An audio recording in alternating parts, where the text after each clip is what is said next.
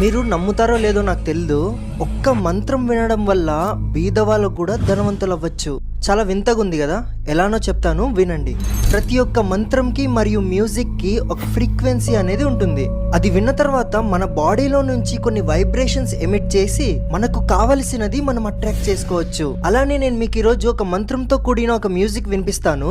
అది మీరు కంటిన్యూగా ఎవ్రీడే వినడం వలన మీరు మనీని అట్రాక్ట్ చేయడం స్టార్ట్ చేస్తారు. సో మీరు రీల్ ని సేవ్ చేసుకొని ఎవ్రీడే ఈ మంత్రాన్ని వినండి. కొన్ని రోజుల తర్వాతే ఎక్కడెక్కడి నుంచో మీకు మనీ రావడం స్టార్ట్ అవుతుంది. ఆ మంత్రాన్ని ప్లే చేస్తాను, కళ్ళు మూసుకొని ప్రశాంతంగా వినండి.